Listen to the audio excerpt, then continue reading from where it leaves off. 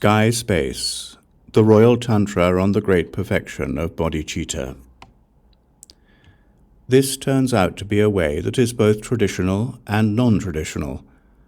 Intellects for which the inner and the outer are a duality are seized by delusion. They attain two rewards: invisible space.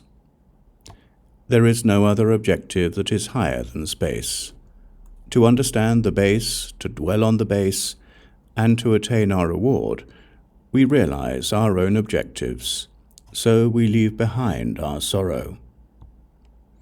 We stop, so our freedom has no taste, but in the space that is equal to the self-originating sky, we are one.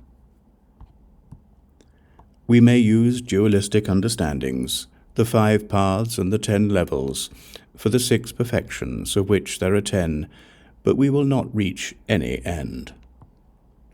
We may travel and hunt, but we are all brought together in true self-origination. We may use austerities to torture our bodies, and we may take to the way of high and low. Clean and dirty, we may consider a desire for the 3 inexhaustible things to be our purpose.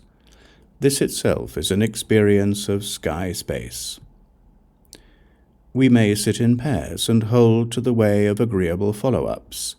We may practice both our views and our practices differently. We may practice the life of a hybrid being and hold to the 4 mountains. We may use our ideas to discriminate, but we experience only self-origination.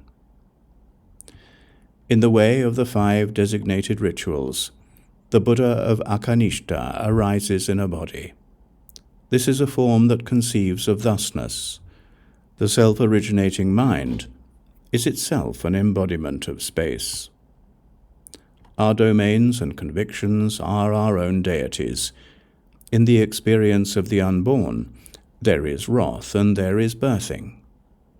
Our true experience is nothing other than our self-originating minds. From out of our dominion, we arise in a body of wisdom. In the way that the planets and stars are arrayed out in the sky, there is no duality in our purpose.